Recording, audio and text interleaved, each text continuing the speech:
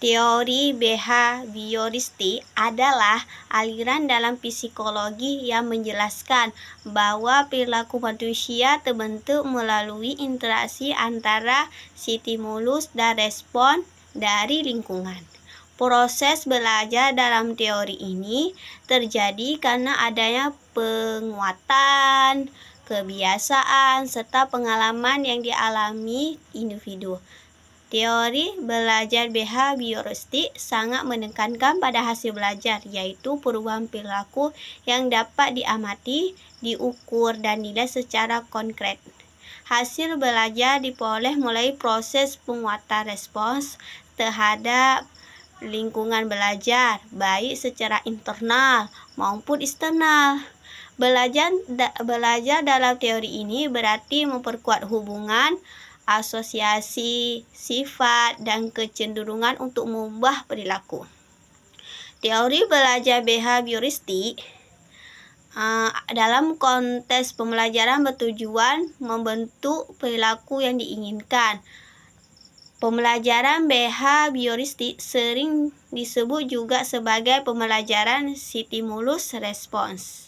Setiap tingkah laku siswa merupakan respon terhadap lingkungan, dan semua tingkah laku tersebut merupakan hasil dari proses belajar.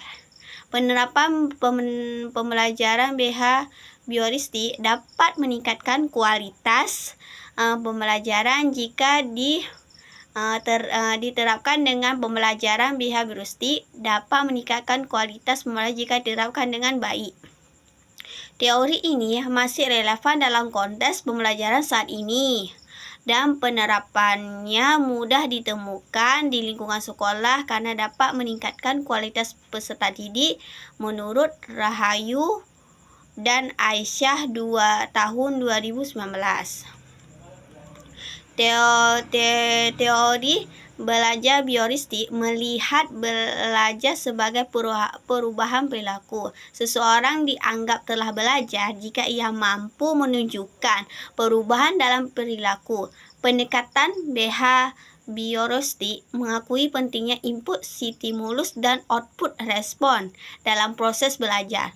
Teori ini berfokus pada pembentukan perilaku yang berdasarkan hubungan antara stimulus dan respon yang diamati, tanpa menghubungkan dengan kesadaran atau konstruksi mental. Teori belajar behavioristik bertentangan dengan teori kognitif yang menganggap bahwa proses belajar adalah proses mental yang tidak dapat diamati secara kasat mata. Menurut Rilvandi, Marnis, dan Restu tahun 2017. Jelaskan sebuah kejadian dalam kehidupan sehari-hari yang sebenarnya dapat dikaitkan dengan teori behavioristik menurut Bapak Ali. Seperti kejadian di sebuah sekolah, ada seorang siswa yang bernama Bima pernah diminta guru untuk menjawab pertanyaan di depan kelas. Namun saat itu Bima salah menjawab dan teman-teman sekelasnya mentertawakannya. Sejak kejadian itu, setiap kali guru meminta siswa untuk menjawab pertanyaan atau berbicara di depan kelas, Bima langsung merasa takut, wajahnya memerah, dan tangannya gemetar. Bahkan ketika guru hanya menatap ke arahnya, Bima sudah merasa cemas dan berharap tidak dipanggil. Nah, kejadian ini sesuai dengan teori pengkondisian klasik milik Evan Pavlov. Karena teori Pavlov berfokus pada bagaimana dua rangsangan yang berbeda dapat diasosiasikan sehingga menimbulkan tanggapan yang sama. Tanggapan yang dipelajari seperti akibat dari asosiasi tersebut, situasi berbicara di depan kelas saja, tanpa harus ada yang menertawakan terlebih dahulu, sudah cukup menimbulkan rasa takut, gemetar, dan cemas. Ini disebut sebagai tanggapan bersyarat, yang persis sama dengan apa yang terjadi pada eksperimen Pavlov.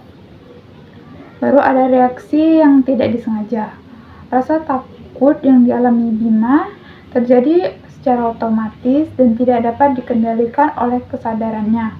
Hal ini merupakan ciri khas dari pengkondisian klasik, di mana tanggapan yang muncul bersifat refleksi atau secara otomatis dari diri kita sendiri.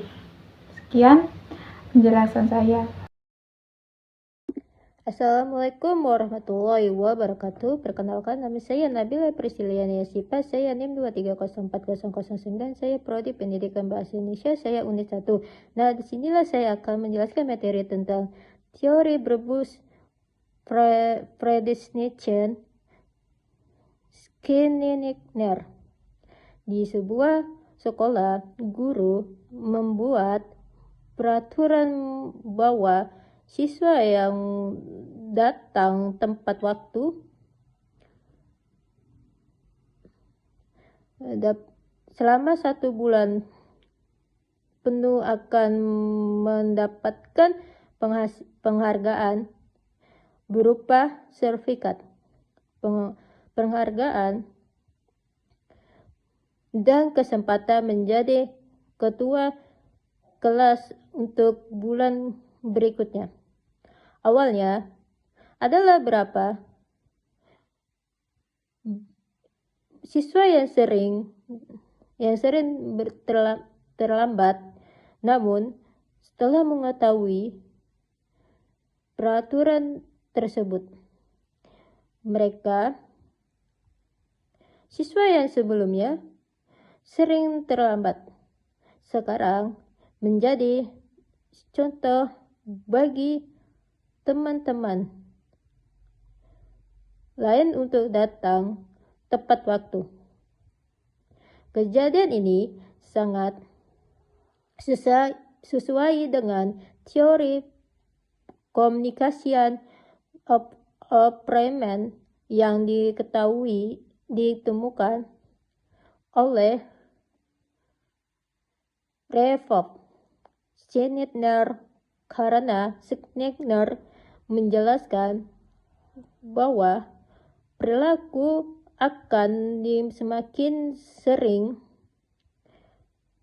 dilakukan jika diikuti oleh konstituasi yang menyenangkan atau mengumpulkan. Dalam kasus ini, perilaku datang tepat waktu diberikan penguatan berupa sertifikat,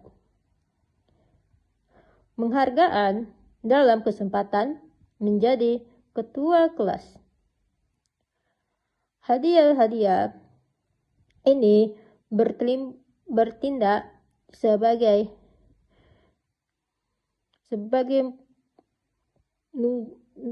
rangsangan positif yang membuat siswa mereka senang dan dihargai, sehingga mereka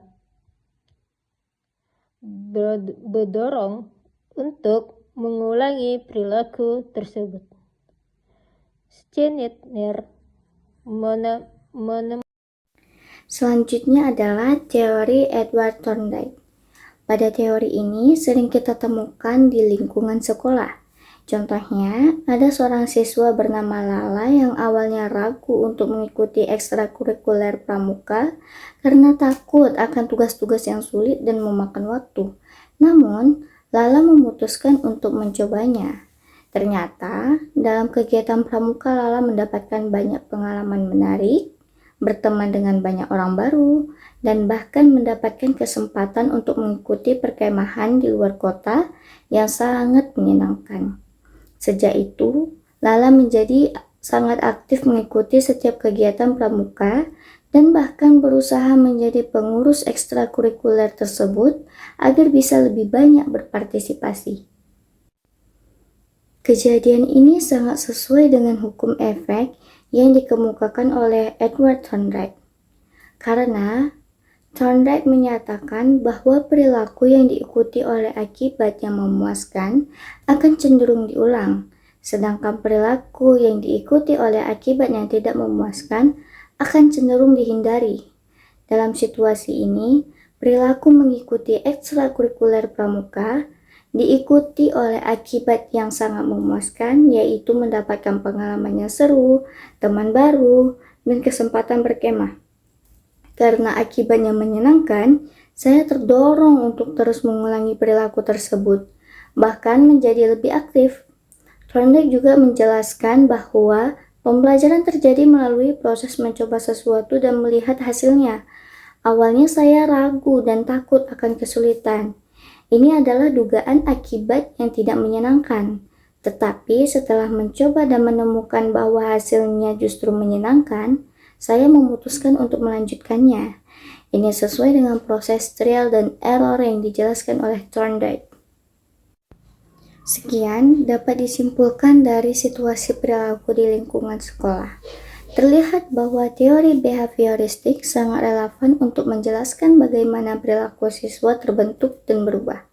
Setiap perilaku yang muncul tidak terjadi secara kebetulan, melainkan merupakan hasil dari proses pembelajaran yang dipengaruhi oleh hubungan antara rangsangan dan tanggapan, serta konsekuensi yang mengikuti tindakan tersebut. Teori Ivan Pavlov menjelaskan perilaku refleksif seperti rasa takut yang muncul karena asosiasi antar peristiwa. Teori Edvard Thorndike menjelaskan bagaimana hasil atau akibat menentukan apakah perilaku akan diulang atau dihindari. Sedangkan teori B.F. Skinner menjelaskan bagaimana penguatan dan hukuman membentuk kebiasaan yang bertahan lama. Sekian saya ucapkan terima kasih. Assalamualaikum warahmatullahi wabarakatuh.